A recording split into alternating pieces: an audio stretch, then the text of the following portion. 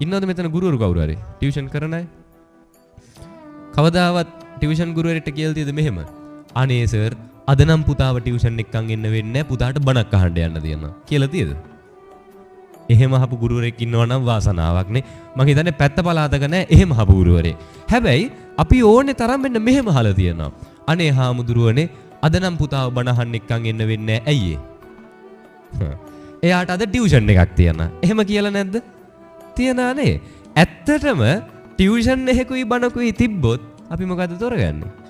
Tuition එක තෝරගන්නානේ. මෙතන සමහර විට ඇති දරුවා ටියුෂන් එකට දාලා බණ අහන්න ආපු අම්මලා සමහර විට ඇතිනේ.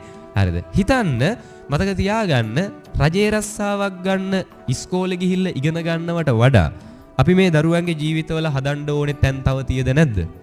තියනවා. අංක 1ත් අංක 5ත් යනකම් අධ්‍යාපනය ඉස්සරහට ගත්ත නිසා අද හරි අවාසනාවකට මේ දරුවන්ගේ ජීවිතවලින් ಗುಣධර්ම කියන එක ඈත් වෙලාද නැද්ද? ඈත් වෙලා. අද අපේ දරුවෝ ගොඩාක් සමාජයක් ඉස්සරහා තව කෙනෙක්ට ගරු කරන්න දන්නවද? ගෞරවය කියන එකක් ගෑවිලාවත් නැහැ.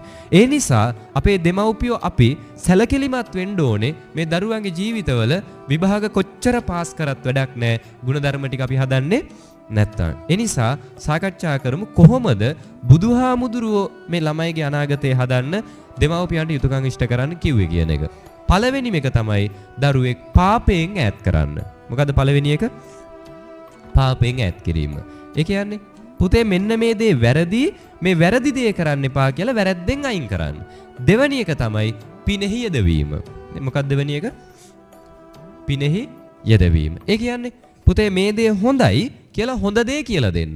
දැන් බලන්න බුදුහාමුදුරෝ දේශනා කරේ පළවෙනි කාරණා දෙක අර පොතපතේ අධ්‍යාපනය දෙන එක නෙවෙයි.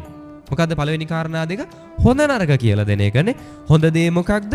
වැරදි දේ මොකක්ද? ඒක තමයි පළවෙනිම දේ අපේ දෙමව්පියෝ දරුවන්ට කියලා දෙන්න ඕනේ.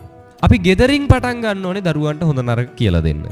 අහලා තියනා නේ මේ අවවාදයට වඩා උතුම් වෙන්නේ මොකද්ද? ආදර්ශය. අපිට මේ දරුවන්ට උපදෙස් දෙන්න දරුවන්ගේ ජීවිතය හදන්න ක්‍රම දෙකක් තියෙනවා. එකක් අවවාද දෙන එක, අනිත් එක ආදර්ශමත් වෙන එක. ඔය දෙකෙන් වටින්නේ මොකද්ද?